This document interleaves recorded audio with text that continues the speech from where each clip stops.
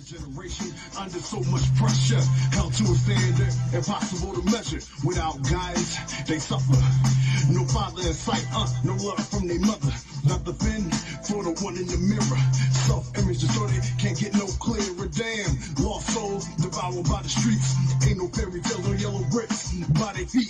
Only crack vials and shell casings. Looking for hope, but they still waiting. And I implore you to never give up. And like Pac said, keep your head up, and when your back's up against the wall, keep your boots to the ground and stand tall. Hold on and be strong and go against all odds, and keep your faith in God.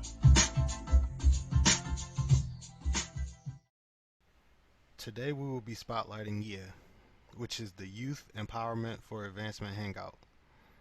It was established in 2018 as a community-based nonprofit in Philadelphia that works with teens ages 13 to 19 who have witnessed or engaged in violence. YEAH prioritizes working with teens after school and in the evenings, focusing on community engagement, conflict resolution, and workshops that are applicable to the lives of Philadelphia teens. Rooted in the heart of West Philadelphia, YEAH aims to reduce community violence and street involvement among teens while also promoting empowerment and providing safe zones. Through peer-led conflict resolution and mediation services, psychoeducational workshops, and connections to community resources, and creating a space where youth are safe and empowered to be themselves, YEAH puts teens in the driver's seat of their lives and on the road to achieve their highest potential. If you would like to volunteer or donate, visit yeahphilly.org. Welcome to the Liberated Mind Show. Today we have a special guest, Wale. He's our on-site personnel out there in Oakland, California, giving us, what's going on in the streets. All right, thanks, Kay. Today we'll be discussing the uprising taking place across the nation and around the world. We'll also discuss what exactly Stand on Code means during these protests, and also, touch on the tough conversations that parents in our community must have with their children. All right, so let's jump right into the topic. I want to ask both of y'all, what does this uprising mean to you personally? Let me get that first or what? Yeah, you can get that, Wale. All right. To me, it's a rising consciousness for the people that understand the situation they're in, and they get to the point where they're at the point and break, and they're at the breaking point, and that point has broken, and they're expressing themselves to bring attention to people, not just here in this state or in this country, but others as well. I find that when I see videos from people in Ghana and people in London, they're protesting against the police, specifically saying, notice the key words, you killed our brother in America. The connection from Africans in Africa and connection to Africans in America, they call so-called African Americans or black people, etc. I think that connection is getting a lot stronger. So I actually appreciate the connection that's happening. So I think it's in ways it could be beneficial. Definitely. Yeah, I totally agree with that. I like the way you put that as a rising consciousness, because it is a rising consciousness as people are becoming aware of their surroundings and what's occurring today. I think, I don't necessarily know if this is that tipping point, but it is progress as far as it goes further than just praying and sitting back and praying on it, allowing God to take care of it, how we usually do. I think the people of, they're getting fed up. I don't think we're totally fed up. And when I say we, I say that as in Africans here in the diaspora and the motherland. We still have a ways to go, but at least this is a break from the norm, where in a sense we're aware, we're feeling the pain, because you can't watch that video and not feel pain. If you're not feeling pain, I don't believe you're human. So yeah, it is definitely a wake-up call. It is a rise in consciousness, as Wale had put it. Yeah, I definitely agree with both of y'all. I also believe that this will inspire a lot of people who've been with that go along just to get along mentality.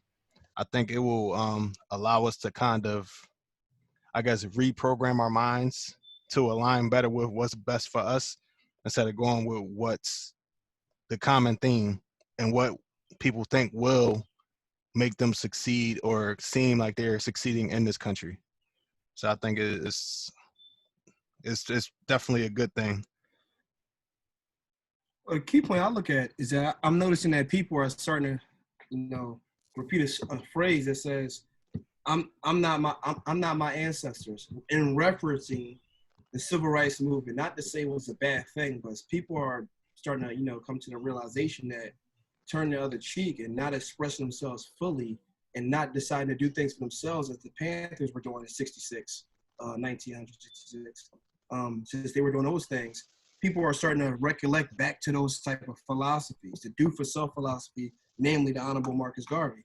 So people are seeing that and they're reacting. I think the first reaction to seeing a knee on a brother's neck, I did an experiment at my house, and I wanted to see what type of pressure, what type of pressure, how would that feel? It's hard to replicate a pillow and reference a human entity, but this is what I did to look at the effect of it. So I Mm-hmm. folded the pillow in half, and I'm commenting on the reaction of it. I folded the pillow in half. I weigh 165 pounds. I don't weigh that much. So I leaned on the pillow like I'm, kneeling on someone. I noticed that a lot of my weight was on my right knee. So once I relinquished that weight onto the pillow for about maybe 2-3 minutes, once I took my knee up, that print was in there for about 20 minutes afterwards. And I only weigh 165. So just Wow. imagine that officer's weight on that person's neck. So that's very disturbing. So that's why I think that people are reacting the way they're reacting with anger first. Yeah. Plus, the way that he was, when people think that he was just chilling with his hands in his pocket, no, it looks like he was pushing down on that leg to apply more pressure. Just he was just doing it to make it look like he was just having a good old time, but nah, he was being real devious about it. Absolutely. I believe that's exactly why they upped those murder charges to second degree, because just the intent there. They went from third degree, which is essentially manslaughter. And that second degree is there was intent to murder that man. And like Wally just pointed out with that experiment on the pillow, a pillow is made mainly of polyester and cotton. That artery on the side of our neck is softer than that. So if that indentation took 20 minutes to come down, you're applying that pressure to a main artery in the body. That's cutting off any type of um, blood supply to the body, and that's what caused that man to carry. And now another thing, they sit up there and they talk about, I think I saw a report talking about, oh, he died from fentanyl. All these random autopsies people they get to do, talking about, oh, it wasn't in direct correlation of what that police officer did. We always hear this story, but we know, had that man not encountered that cop, I'm willing to bet any amount that man, Excuse me. Mr. Floyd, would have been back home that night. We wouldn't even be having this discussion. So the direct correlation was the knees to the neck, suffocating that man's brain, oxygen to that man's brain. Bottom line. Yeah, definitely. All right, so I mean, we're all in agreement that this uprising seems like a definite good thing for our community. It also seems vastly different from others that we've seen in the last 10 to 15 years. Why do you think that is? That's to me. Yeah, you can take it if you want. I think it's different because it's a lot of it's a lot of involvement from different people that have different agendas. For example, on the news they're showing the pictures being painted, people are looting. It frustrates me that people are more concerned about somebody stealing something than a person has been murdered live on television, live recorded, broad daylight. That's the first thing. The second thing is different than other protests that's happened here that I've been involved in in Oakland, California, which is the Oscar Grant one and the whole entire Occupy Oakland thing. This one is different. This one, we're actually seeing stones, bricks stacked throughout the city in places in which is no construction. So noticing that, I'm thinking, why are these here? Then I started to notice that skids of bricks, the ones they use to build as the foundation, well, the decoration layer, the outer layer of the brownstone homes, such in like New York and Philadelphia and stuff of that nature, like that. Those are an entire skid are placed in different areas. So that those things are being put there to incite people that's not even from where I'm living now in Oakland, and they're putting them there, and people are coming there just using to destroy things. And our community, the Black communities that's here, are going to have to suffer from that, and they're the ones going to be blamed for it. So this is different. It's way more agents involved in this.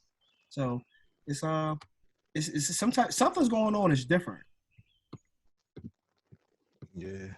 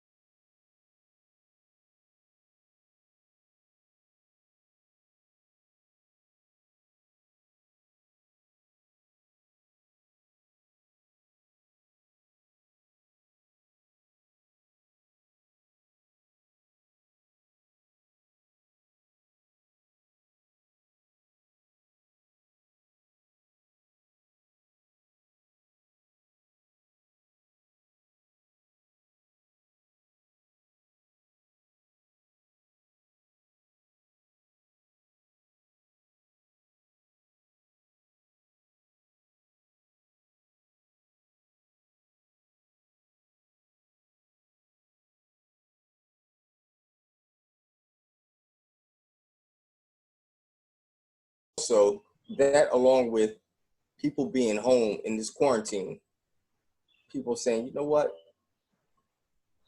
I got nothing else to do. Before, my excuse would be like, well, I got work. That's why I can't go out there and walk with these people and show my support. I think that is a big contributor as to why we're seeing the crowds throughout the whole world, essentially. Why these people are going out there demanding justice for this man. It's like, you know what? What's all this about? We can't even live. We're already unemployed, so now we can't even live. The most basic thing without somebody hunting us down. So I think all of that leads up to this. That's how I feel about it. Yeah, I definitely agree. And this one seems like it's more than just a trend for the people that's really, really involved in it, not just the agents and all that. But it seems like it's more than just I'm doing this because it's a trend. It's a lot of people that's passionate about this because, like you said, they've reached the limit and they don't want to keep seeing this anymore. Like you said, it was back to back. It was Ahmaud, then it was Breonna Taylor, and then it was George Floyd. It was like those things right back to back. And it's like, I think it was like a tipping point where it's like, all right, we can't just no longer like turn the other cheek and just like try to act like it's not affecting me. It is. It's always been affecting all of us, but I don't think that people can just ignore it. It's beyond that now. Like you can't. It's not enough social conditioning in the world for you to just keep ignoring something just because it's not at your doorstep. Yeah, that makes sense. I think that's a cowardly mentality that people have when they say, as long as it doesn't affect me directly, I don't care. When inadvertently it affects us all. Some just a little more than others. So that being said, I think that when I look at the entire situation about what's happening with the protests and why, I still can't wrap my mind around the fact that people actually aren't acknowledging the fact that someone was murdered in broad daylight with witnesses, knowing that they're being recorded because they know there's no consequences or repercussions for them. So that's why they do what they do. So that's one of the disturbing parts about it. The other disturbing part about it is that it puts the community in such a high risk when they see police officers then there's no trust there. It's complete distrust. How can that be remedied other than abolishing the system and rebuilding it?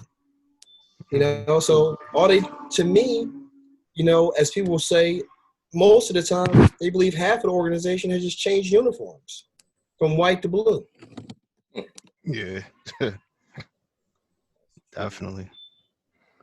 All right, so that brings us to a very important thing, and I've been seeing a lot of people off code this like these past couple weeks. How important is it for our people to stay on code, especially during these times? You said on code?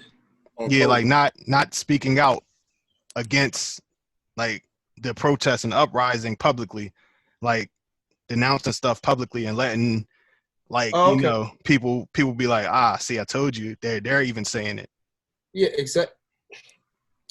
exactly. Okay, you want to get that? Sure.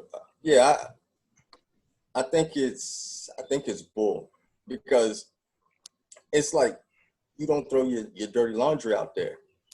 And I say that in the sense of, I see how many Republicans don't share the same exact values as Donald Trump.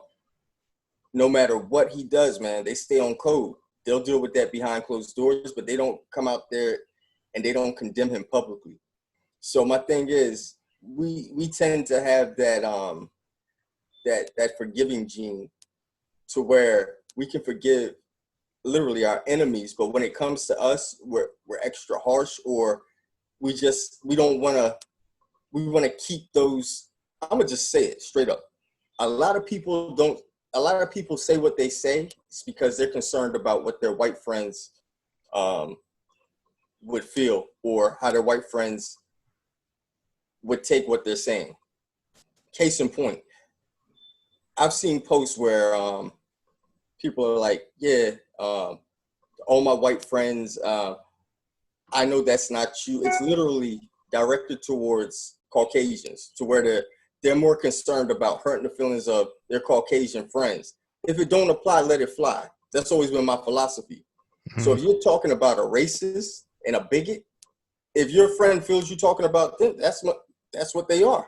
Bottom line. So for you to sit up there and point out characteristic flaws in a dead man, which, like I said before, I've seen articles that say, "Oh, his background, you don't know, he was A, B, and C." But my point is, that same background that you're applying to him, who's no longer here, why isn't it applied to the cop who had a lengthy background when it came to misconduct and brutality amongst people? If that's the case, he should die in the same way. So my thing is, you can't sit up there and say, "Hey, yeah, you know what?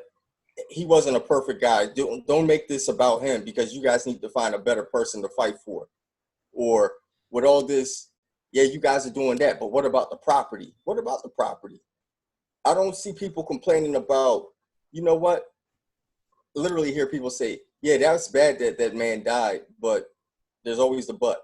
But why are people destroying property? Why can't it be the flip side? You know what? Yeah, that's messed up that they're messing property up, but why do they keep killing? That should be the real question. How Exactly. can it be rebuilt? You feel me? Mm-hmm. So, yeah, people do need to stay on code when it comes to this, because guess what? Tomorrow, it could be you or me. And I would want people to have my back 1000%. And that's what people tend to forget. Like you pointed out before, Wale, people feel like if it doesn't directly affect them, it's not a problem. Like those people who sit up there and say, "Well, I'm not oppressed, I'm black, or I'm African, I'm not oppressed. I got my doctorate in this, or I got a MD license in this. Therefore, who's being oppressed in America? I did it, everybody else can." Listen, statistically speaking, you are in the minority. And that's what people tend to forget. And you can't make it all about yourself. Yeah, I may be doing well in life, but guess what? I know that my extended family isn't. That doesn't make me 100% happy. It's not about individualism. So I can never fathom how someone can take that selfish approach. The Honorable Marcus Garvey said, How could you wallow in wealth while your brother wallows in poverty? How could you live in such a fine condition and your sister suffers in all conditions, physically, mentally, and spiritually? That's what the Honorable Marcus Garvey said. Now, I live on the same philosophy. I agree with you 2,000,000%. I couldn't be in a position and feel free without my people with me or helping make ways for people. I said it before. It's two different types of people in this aspect that I think. There's one person who will love to become famous so they can tell the entire world what they've done for them, what they've done for people. I'm the type of gentleman that's different. And it's another guy, which is the other guy. And the other guy is the guy that's going to disagree with both things I'm saying. So the other guy, which is the first two, is the person that would like to become famous so they can tell the world what the people have done for them to put them in that position. The third person will totally tear down both of those and say, that's just one experience, is not everybody.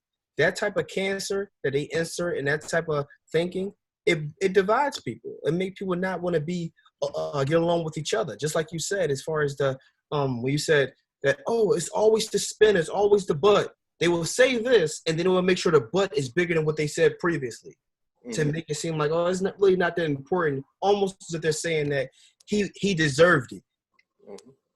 Almost. So it's wild. Yeah, it's definitely crazy because I've heard a lot of people in our community using the whole black on black crime thing, and I'm like, people keep falling for the okie doke, and it's like, crime is not a racial thing; it's by proximity. So white on white crime exists too.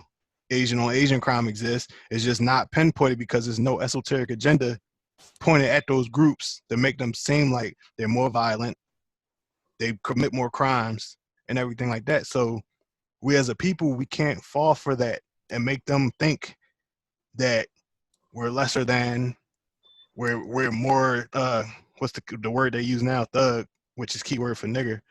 You know what I'm saying? Like, you can't fall for that. You can't fall for what the media puts out there. Huh?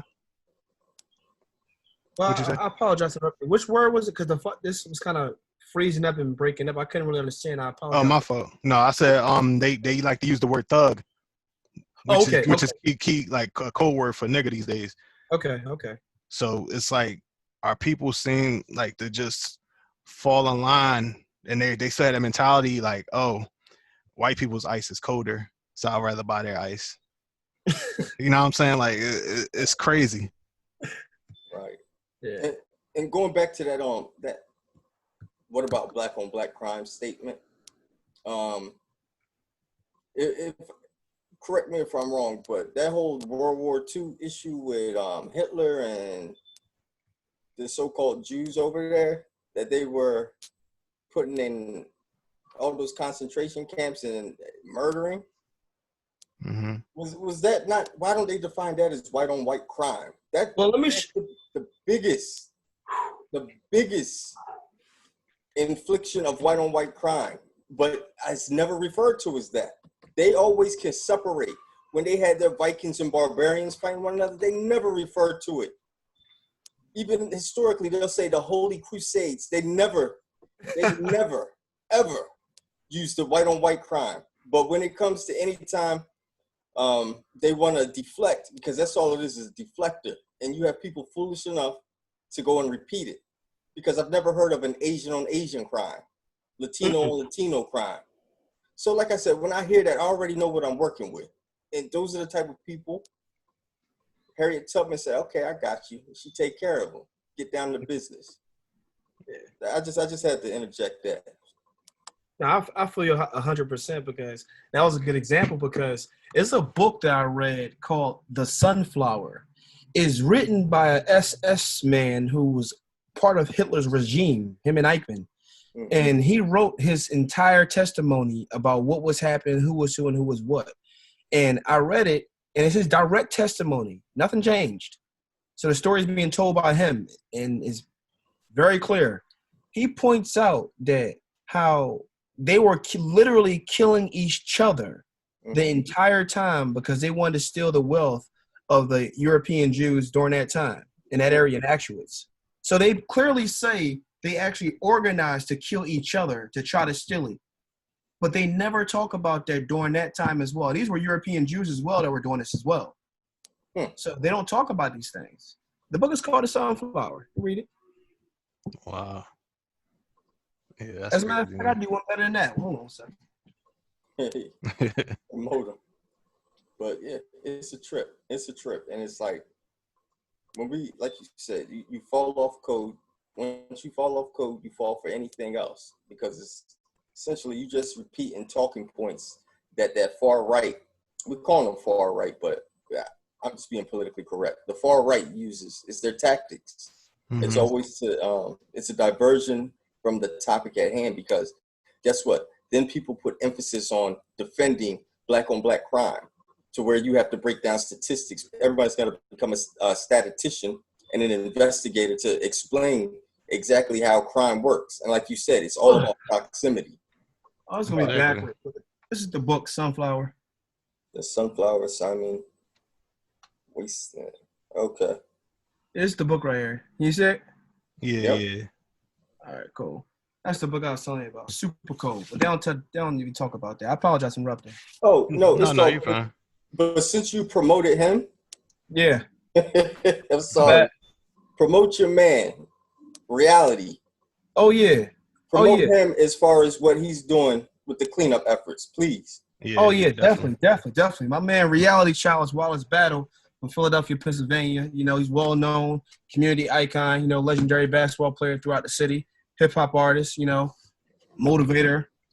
Stuff he's doing. People are looking for opportunities to do so-called negative things and stuff of that nature, but I think he deserves to be recognized because what he's doing, he's organizing his platform to have people in the community gather to all the business, all the black businesses that's been destroyed and clean those businesses up free of charge, nothing on the back end, just taking care of the community. See, that type of behavior and that type of leadership needs to be reciprocated throughout the community because when we see those things, it shows there's people in the community that's of notary position in the community as far as having an ear to the street in the community, knowing what the community wants, knowing what the community lacks, and knowing what they're saying. So he's actually doing that with the city of Philadelphia. They actually honored him. The police department honored him for his work over the past 15 years. He's been doing many different things. But the thing is, certain platforms won't put those things out because it gives aspirations for others to do the same. They don't want the community to take care of itself because therefore no one's needed at that point from the outside to control it. And that brings unity. And with unity is the real estate of a revolution, basically. So that's what's up, man. Yeah, salute, man. Big props to him, man, for doing that, man. And like you said, unfortunately, those kind of things don't get put on the pedestal. They're rather, there was another murder tonight. Oh yeah, definitely. Well, for example, where I work, you know, at my job, I'm in full uniform. The uniform shows exactly where I work and stuff of that nature. It's a very well-known place. I'm not gonna get into that for obvious reasons. But anyway, I noticed a difference. People look at me and they cross the street. They go in different directions. Ever since the so-called looting started, you know, so they make it appear as if they're demifying us to make it seem as if we're aggressive animals and stuff of that nature. So, and other people fall for it, you know? And as Kate said, well, my friend's this, my friend's that. If you notice the same excuse every single time is I'm not racist, my friend's black, just like Brother Malcolm said. I think there are some sincere people that feel our pain and what we're doing, not our struggle, this legal lynching academy they're having all throughout the country, all these hundreds of years. But I think they should prove it.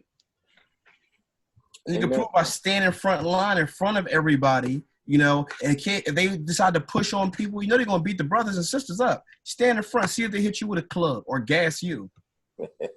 That's like, I'm just keeping it real. If you really there, be all the way in. I was in a protest. I can tell you exactly where it was located in Oakland. It was at 8th and Clay. There's an African market there. It's called Man Must Walk. Very beautiful restaurant.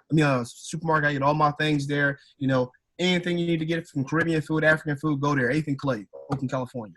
Now, I noticed something. There was one white girl, and she was very, very emotional. And she has taken control of the entire protest in that location. She said, I'm sick and tired of seeing all these black people on the front line stating about their passions and how they feel about the injustice. And all you white people in the back waving signs in the back. So when the police start to beat them up, you have the head starting to run. That's what's wrong with this country now. Y'all need to be up here and they should be in the back. When she said that, I said, you're invited to the barbecue. See, that's worthy. That's worthy to get the invite, not doing no dumbass dance. Exactly. Or knowing some that lyrics was crazy. or something. Right. That was crazy. But anyway. Yeah. Damn, that's what's up. Yeah, that's show and prove, man. That's what they gotta do. Mm-hmm. And I've also seen different people out there, because like I said, I don't castigate anyone. I look at people individually. When I see people do things not for sport, not to be recognized for it, I respect that. Just we were talking about Reality Childs. He's not going around telling everybody what he's, oh, look at this, and bragging. He's trying to get community together so we can do it together, not I did this. You know? That's the beautiful thing about it. That's what it's about. That's what it's all about. Yeah, definitely, man. Because it's like you know that everybody isn't one way, but it's like you have to show me. You have to show by your actions, because you can have a bunch of snakes coming at you. I can't tell which one is not poisonous. So I can't stop defending myself from all the snakes coming unless you show me who you are. Like, you know what I'm saying? Like, that might not have been the best analogy, but you know what I'm saying? Like, no, it was beautiful. It's the same thing Dr. Ben said. Yeah, like you can't like just do that. You can't just, I see all these people, y'all look exactly the same way. Y'all all coming at me, but I can't differentiate you just by seeing you. Like, it's something that you have to show me. So then I can say, like you just said, yeah, you're invited. But it can't just be like, I'm so disappointed. This makes me sad. But then you don't do anything to back up those words. It's like you just saying it just to say it because it's the right thing to do. Right. And I'm glad you brought that up, trying to differentiate. So, Wally, you out there in Oaktown. Yeah. You've been out there. Mm-hmm. So, speaking of differentiate, who, based off the news, let's say I'm a 70-year-old man just living in a house by myself. I know nothing about the internet. I get all my news from the television. Mm-hmm. I'm seeing the protesters, or in my mind, as the 70-year-old man, protesters. Because what I'm seeing is rioting.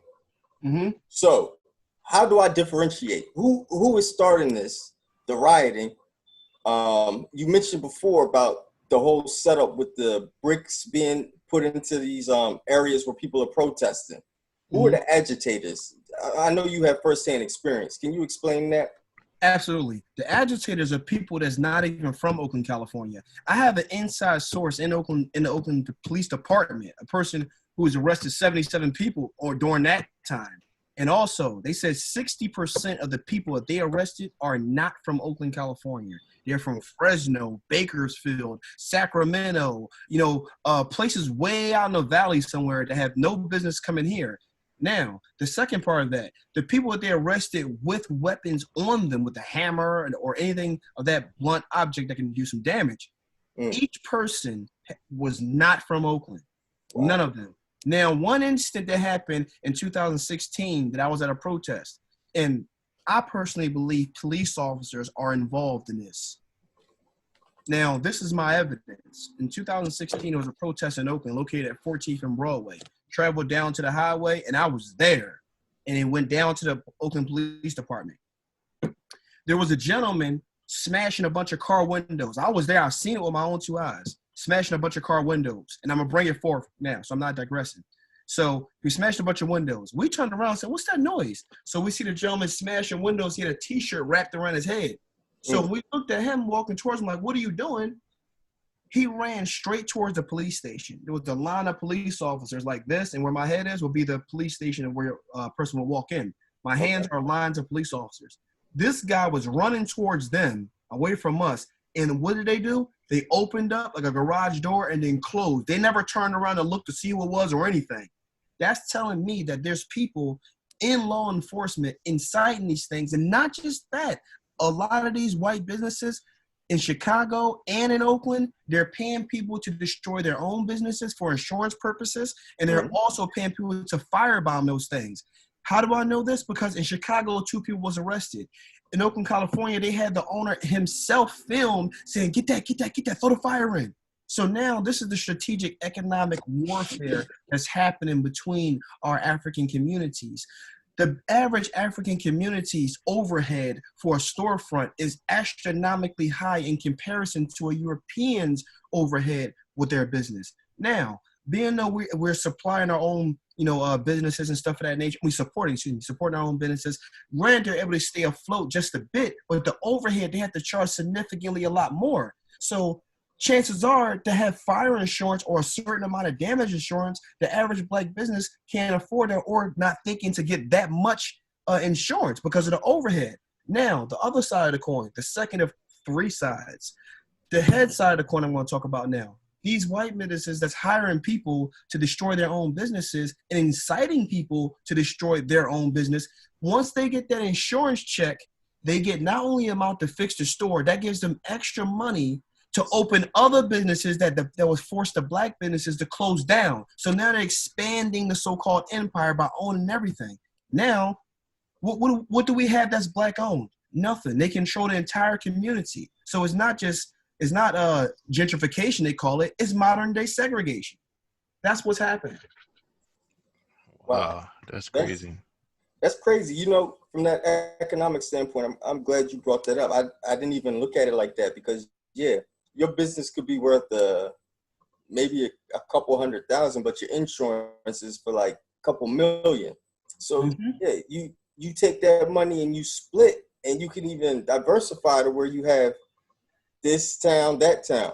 Meanwhile, the black businesses in those areas, now it's on record as a riot area. So now it's going to cost more to even rebuild in that same location. You just brought that to my attention, and I didn't even take that into consideration until you brought that up. It's the same thing that happened in Tuzla when they said during that time, when they were saying, well, hold on. Well, even before that, when the desegregation thing happened, I think it was 1954, desegregation. Now, to put it out there to say, well, we have these hotels, we can stay in those hotels, and they're white-owned hotels. We're equal just like them. We're just like them. Who is anyone to say anyone is equal to who? Who's in that superiority point to differentiate that? That's the tip of the iceberg. Now it's about to get real Titanic on you. So what I'm saying is that the back end of that, as we go support those stores, laundromats, what happened? We're leaving our stores, our restaurants, our supermarkets, our laundromats. Now that business is going under, and the white business is getting wealthy and wealthy and wealthier. When people get wealthy, what do? They expand. Then what do? They route right back around to those areas and buy up those businesses. And the first thing black people say, so-called black people say, and we're trained to say, is, well, black people don't support black businesses and white people have everything. Why? Because we fall for the banana in a tailpipe every time. Support your own businesses.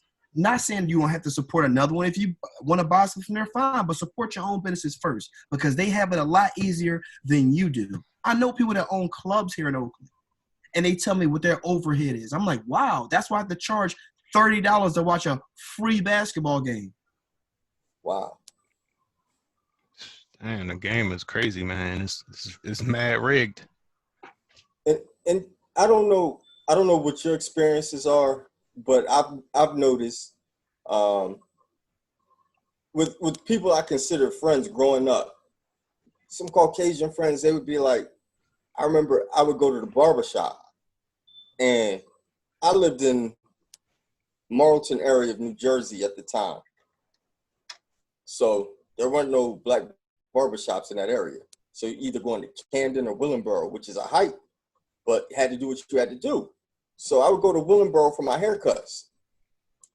one of my white friends, he said, well, why did you go all the way out there? We have barbershops here. I said, well, first of all, they don't know how to cut black hair. He's like, man, you racist. Literally, he called me racist because I'm going to support a black business. And that's what they do. They like to guilt you into that. They say, oh, why do you always got to bring up race? They say that anytime you say, oh, a black-owned business. Like, I'm sure some people looked at that post where I was promoting Reality Childs, saying that he's going to help in the cleanup efforts. And I'm sure some of my white friends, or who I believe are my friends, they may not necessarily be friends, because a friend would understand. They're probably looking at that saying, man, this guy, everything he posts is just black, black, black. He's racist. But they don't see it when they promote their businesses. I even seen this one time, this one dude was asking for a landscaper. This female asked for a landscaper. This is back my high school Facebook friends asking for a landscaper. And then somebody promoted their buddy. And then they said, yeah, and they're not Mexicans. And I was like, they're not Mexicans. This is somebody who, and it's the same person that called me racist, mind you. Wow. About the barbershop. And that's the first thing he said. Oh yeah, this is a good company, and they're not Mexicans. So I don't think they see, they too busy doing this where they don't see what's in the mirror. Exactly. You do the same thing. You do the same exact thing. And like you said, we have to promote to use our own businesses. I just started banking with One United Bank. It's the largest African-American owned bank in the US. And like I said, we just need to make a conscious effort to start doing that. I know I also go to the African markets anytime I need something.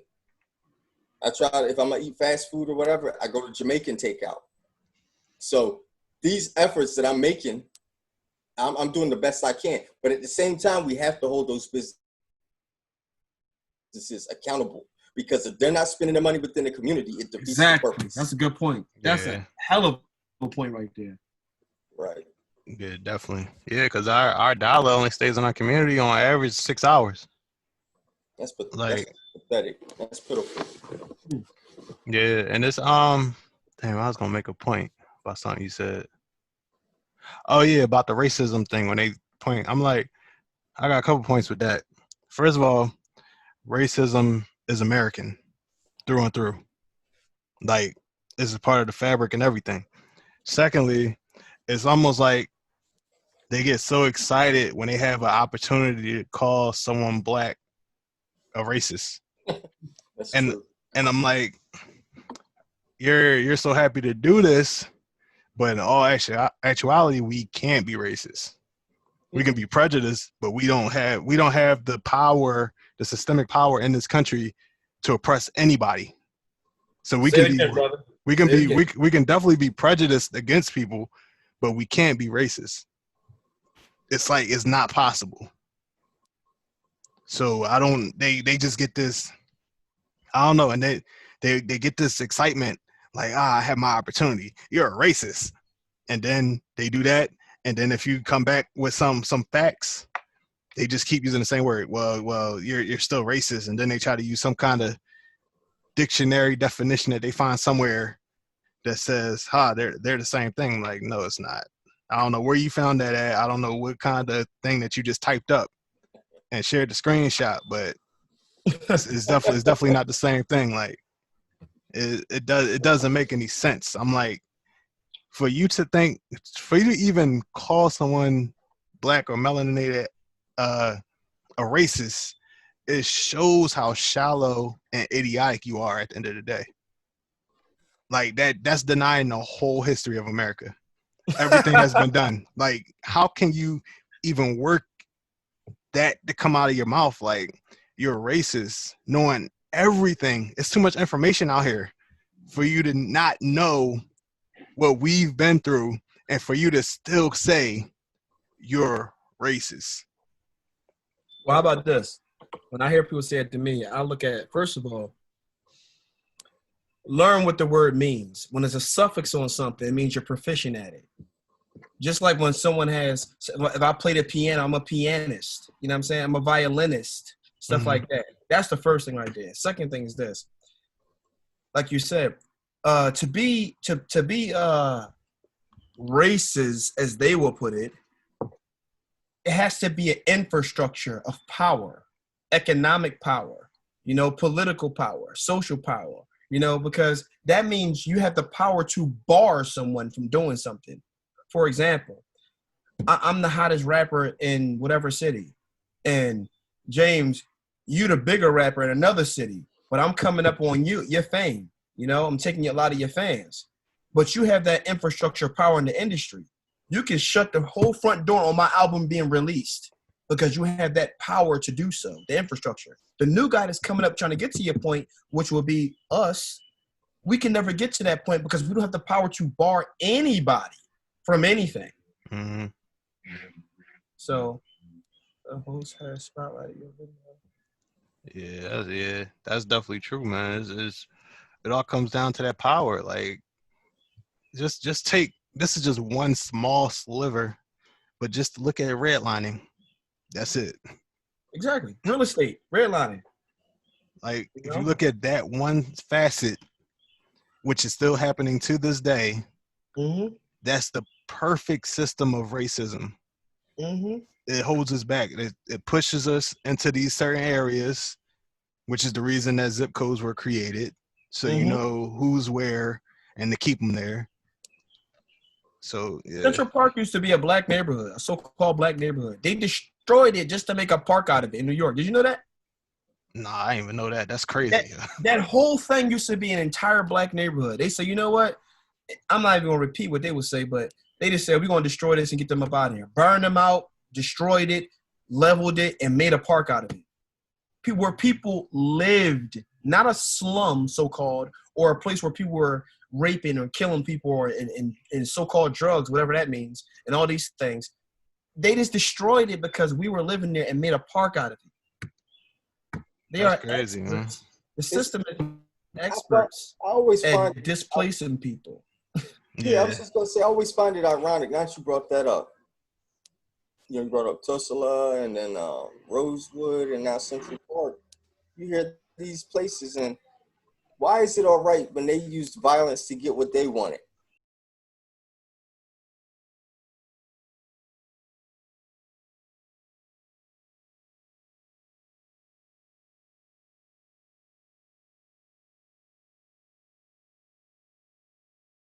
Black. I'm like, what does that even mean? Yeah, I hear that too often, and most of the time, I hear from our own people. That's very much true. And I'm like, I don't see how that's possible, because you don't tell in the other group they're too Asian or they're too white. You never say that. But when we just show pride in ourselves and want to support our people, then we're like kind of shamed into, like, trying to shift our mindset and shift our passion and stuff like I feel like we're like the only group that happens to, and it's like a concerted, targeted effort to like make it like that, to keep us divided, to keep us having to come back to the well and never even think to dig and build our own well. Exactly. One of the principal reasons they made sure they got rid of the Honorable Marcus Garvey, because he was teaching heavily.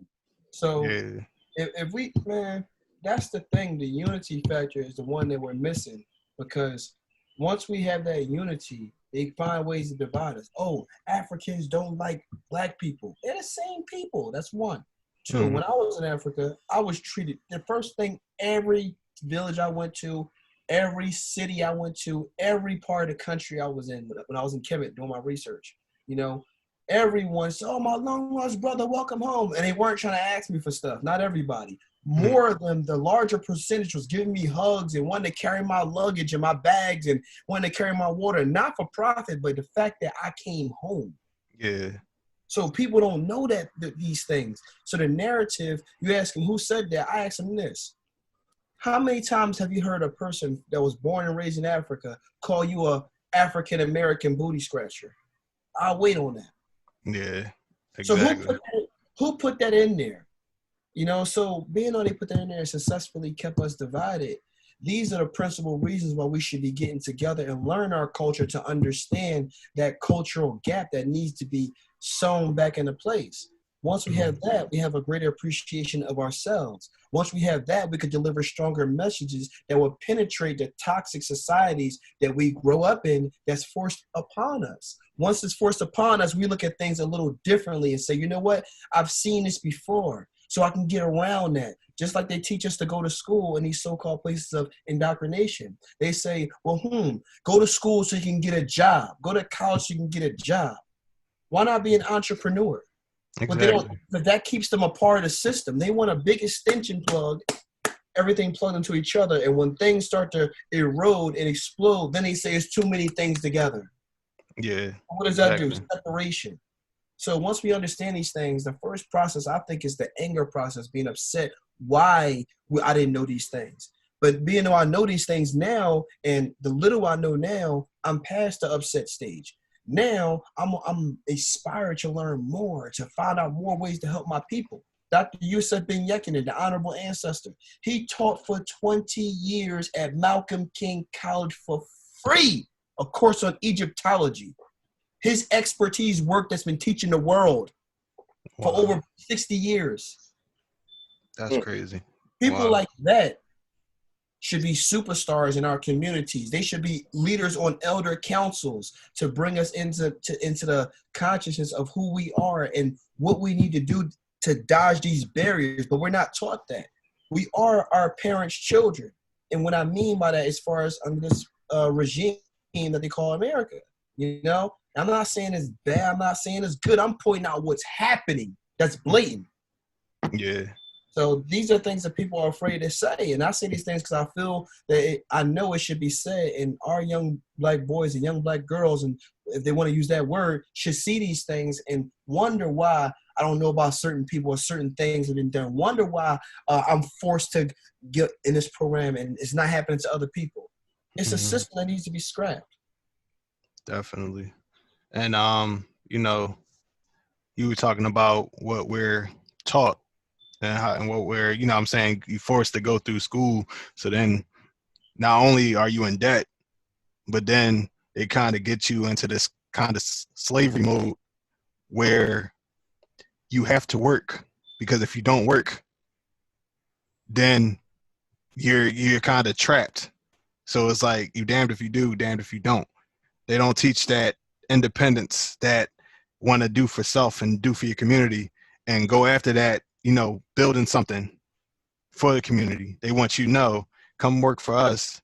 We'll pay you pennies on the dollar. And then majority of your money gotta go back to what you went to school for anyway, because you gotta pay that loan off. And it's crazy. And even something small that a lot of people ignore, the map of the world. They always make Africa like it's this small continent. Africa is way bigger than what they put on that little map. Mm-hmm. Their thing is it's all about social conditioning. It minimizes Africa. So when you look at it, you like, oh, it's just this country. Like it's nothing special about it. Like why would I want to go there? You see images on TV. They show like stuff that isn't desirable to anyone. They don't show the beautiful stuff. They show the stuff that they know gonna make our people in our community be like, oh, I don't want to go there. Like I don't want to even have no connection to it. Like most people don't even admit to having any African in them or being African, period. So it's like right then and there we're disconnected spiritually. Like we don't have any kind of spiritual connection to where we came from. And because everybody wants to be a goddamn American. And what does that mean? Well, how about this? Look at things because it's African, it's not good enough. You know what I'm saying? Look at the COVID I don't want to say serum or they developed in Madagascar. Since it's from Africa, the CDC said well, it's not approved by the CDC, as if they run the whole damn world. Yeah, that's crazy. Like, see what I mean? Yeah. Because it didn't come from Europe. And Well, they said 80% success rate. you know, that All was right. that was the Yeah. money thing. Because Yeah. then they would have to pump money into Madagascar. That's all that was about. Oh, Exactly. yeah, they're not trying to do that. They like to rape and pillage. They don't like to give. Hmm. That's what they do. Like you said, even in, I mean, the thing that the Africans of the United States need to ask themselves is, why do they want me to disassociate with Africa? Period. There's a reason behind it, and it's like you said, they show you the poverty. That's the first thing they'll always point to: poverty, poverty, poverty. Mm-hmm. If you've been to some, in particular, Nigerian weddings, you'd be like, where's this poverty that they speak about? Exactly. And let's just go to any type of, especially Nigerian party. You'll be wondering, you go to parts of Lagos, Banana Island, Victoria Island, you'll be wondering, wait a minute, this place has got more money than Beverly Hills. Mm-hmm. And then if you look at parts of Europe, case in point, let's take like France. The focus is Paris. But do they show you the rest of France, like that eastern side? They never show you even Eastern Europe. There's a reason. Mm-hmm. They don't promote that. Look at the poverty that's extreme poverty in Eastern Europe. Extreme. Yeah. But they never promote that. They just want to promote Eiffel Tower. Let's go to Rome, Italy. Let's go to London, England. Those are the places that they focus on. And when it comes to, they don't even give us respect as to break down our countries. They just say Africa, period. That's why anytime somebody travels, they'd be like, oh, I'm going to France. I say, oh, how was your trip to Europe? I won't acknowledge you because guess what? When they want to acknowledge me going to Nigeria, they say, oh, you going to Africa? No, I said I'm going to Nigeria. There's a difference. Yeah. There's a difference. So I give them the same, I speak their lingo. And so once it starts frustrating them, maybe they'll understand and maybe they'll change their behavior. That's not. I think sometimes people say you can't fight fire with fire, but that's indeed what firefighters do when they're fighting forest fires, wildfires. They have to fight fire with fire because it works. And I feel that that's the mentality we need to start using. You can't say, oh, no disrespect to Michelle Obama. I think she's an incredible woman. But with that whole speech about when they go low, we go high, nah, we going limbo. That's how I'm gonna do. Yeah, exactly. It That don't makes work, sense. man. It don't work. The like just this peaceful stuff. I've been hearing all that stuff. Yeah, this isn't the way. It should be peaceful. Like, how do you know that it's not peaceful? You're not out there. You just watching the news and just going based on that. Just the few images they showing of supposed looters. Mm-hmm. How do you know it's not peaceful right now if you're not there? Like Wale's been there in the trenches. Yeah. And I noticed that, like I said, only those agitators, the ones that had they showed up prepared. Have you ever seen like a guy doing some type of spray painting, like, somebody hired them and they're doing some type of artwork and they have all the little holsters around their waist to switch cans and stuff of that nature? Mm-hmm. These guys had those and they had T-shirts wrapped around their heads. They're the only ones out there that had T-shirts wrapped around their heads. But they were trying to disperse themselves not so close to each other to seem obvious. But I'm saying that they're the only ones. And then the crowd followed them after they started it. Like when they stole that, when somebody was driving the construction forklift thing. What do you call it? Like a forklift. Yeah, that big thing. When someone, that was crazy, man. When somebody stole that and rammed it, that was one of the guys in the T-shirts, rammed it into the place, and then jumped out, and everybody ran in. That was to incite that situation, so the news can cover that and spray it as if this is the entire city. But they're not showing exactly who's doing it. That's the part that's crazy to me. They're not even putting that. What are these bricks doing in a place that I've lived for 7 years and I've never tripped on a pebble? This is the whole brick we talking about. Yeah, I posted something on Instagram the other day. Somebody was walking down the street filming, and there was these metal containers at this bus stop. It was just filled with bricks. Like Exactly. it was 7 of them.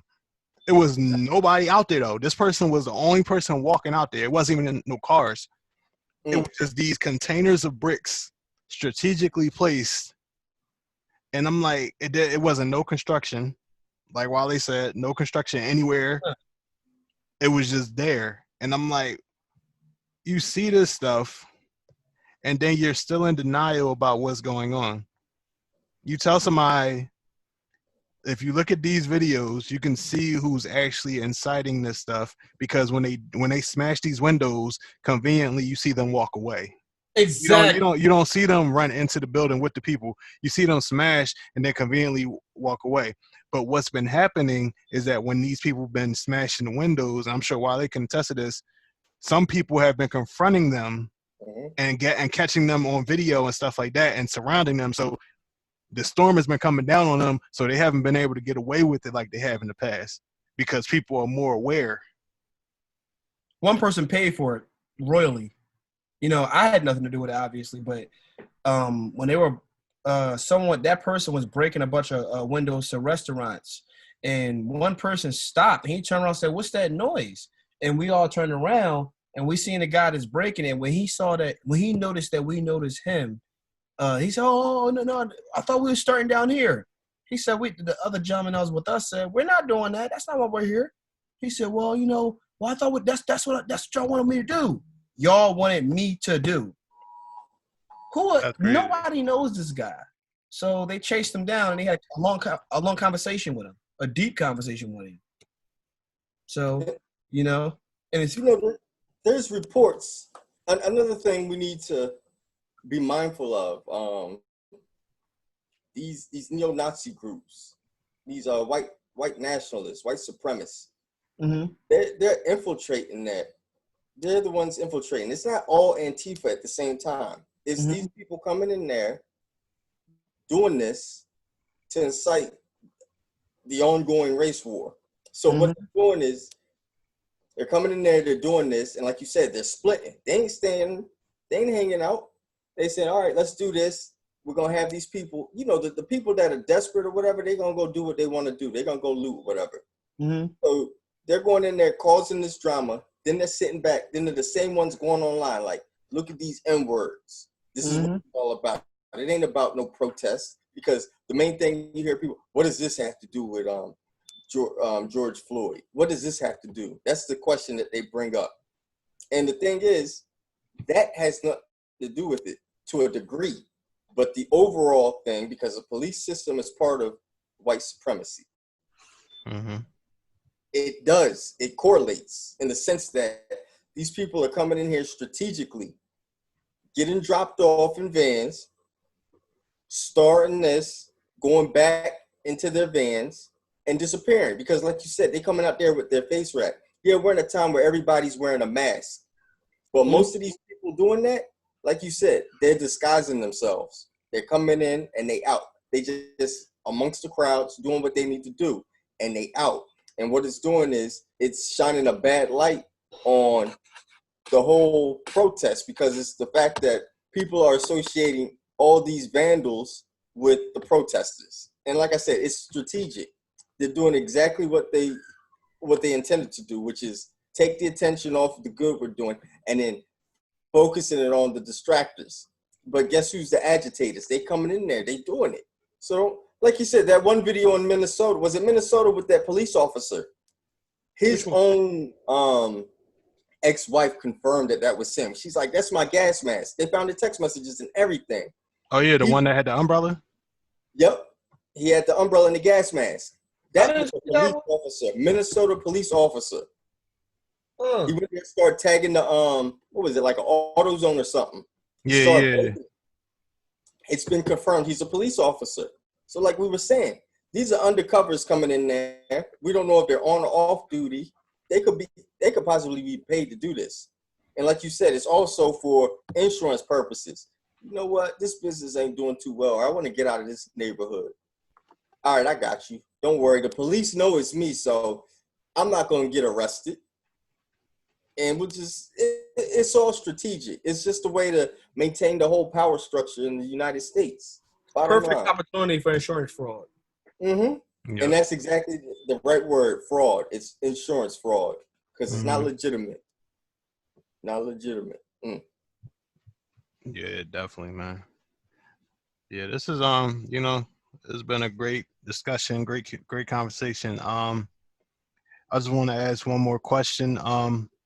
What do you want to see come out of this uprising? Like, what do you see as the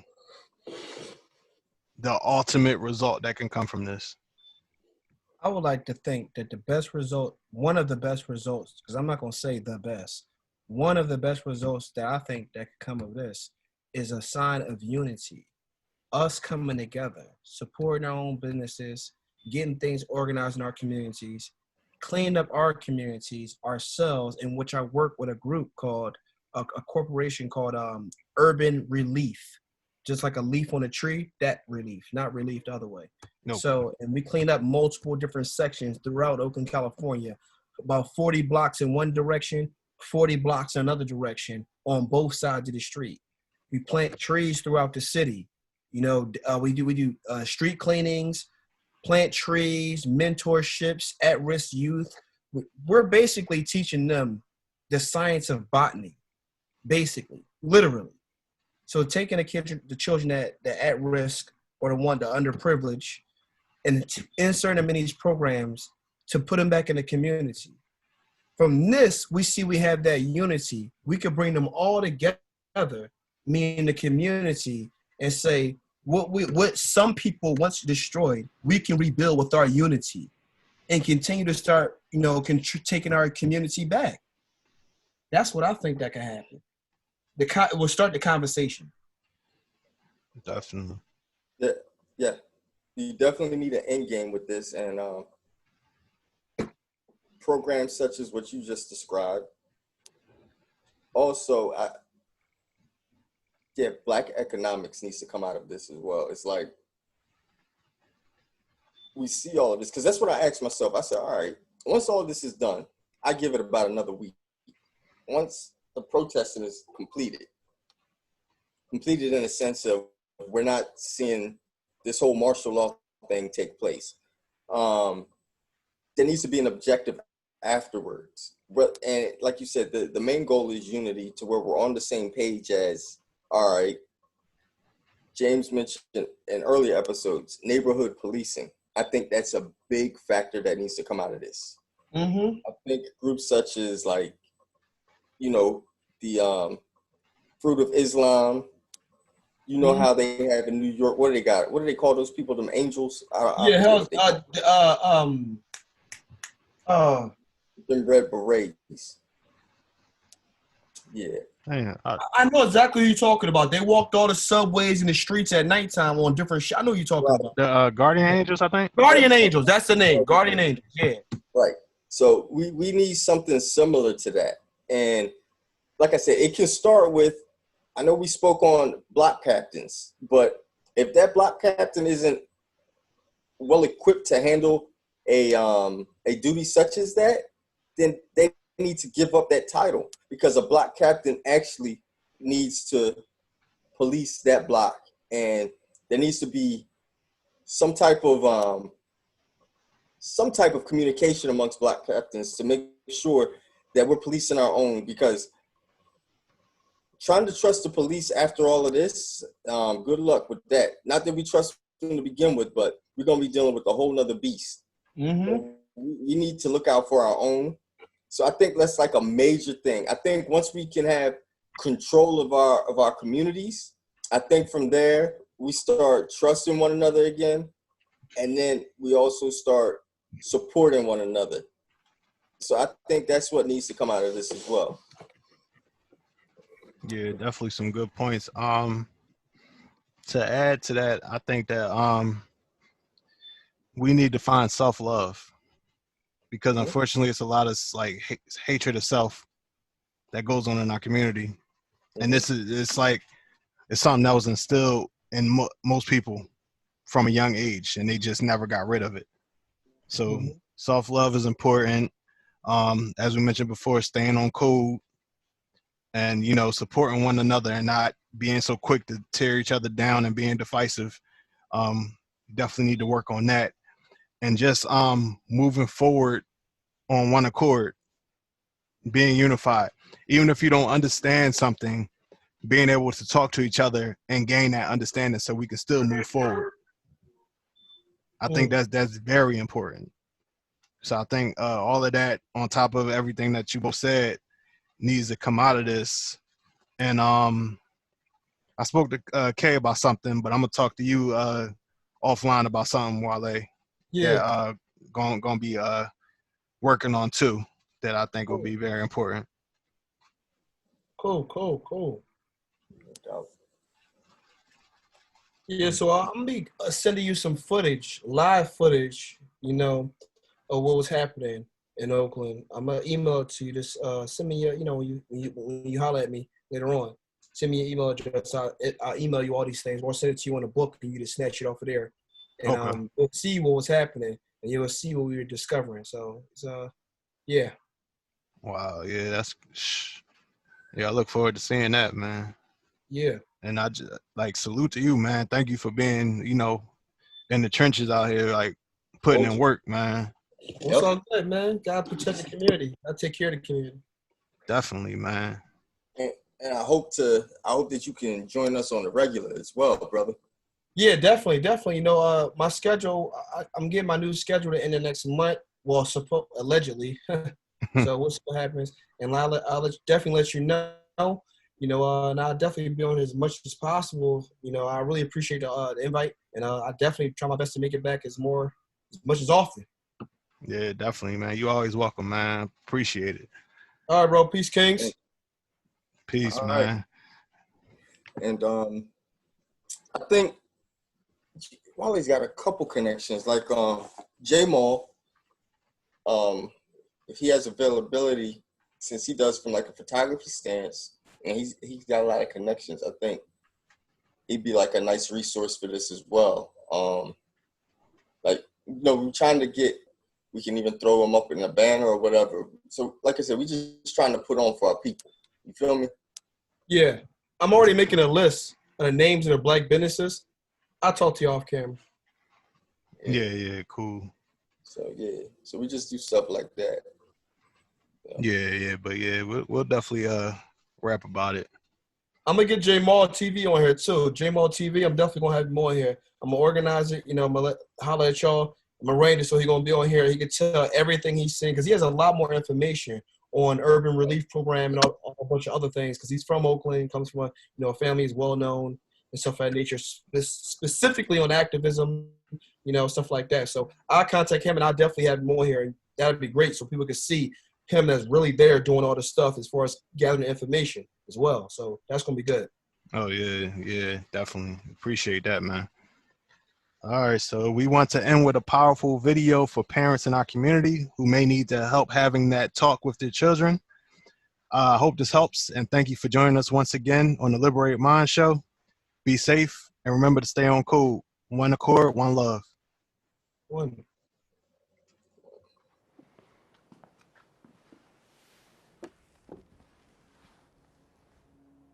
Dear child. Dear child. Dear child. The reason we have to have this talk is because you are a black child in America.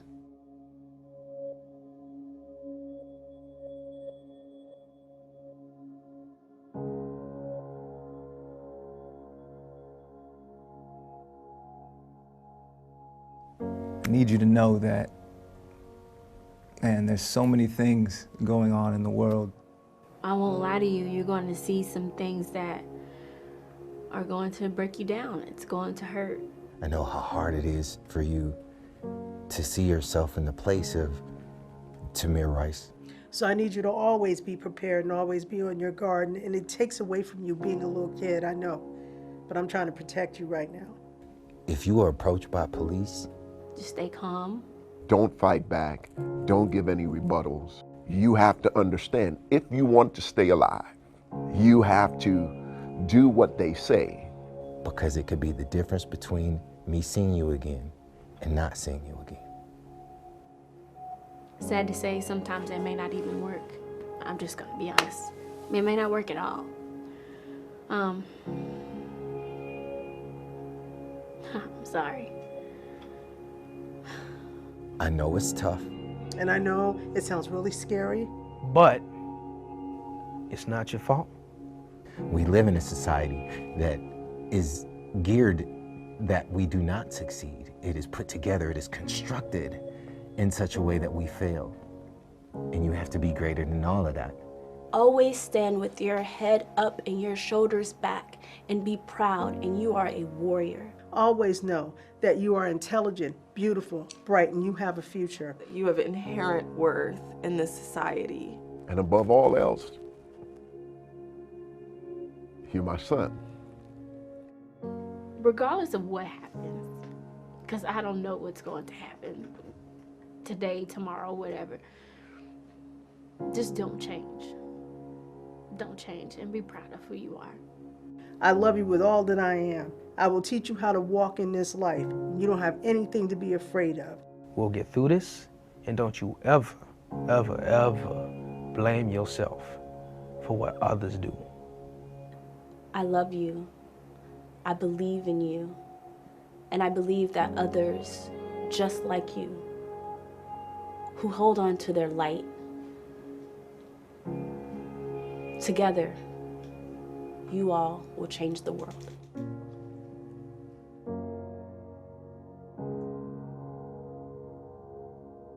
This generation under so much pressure, held to a standard impossible to measure. Without guidance, they suffer. No father in sight, no love from their mother.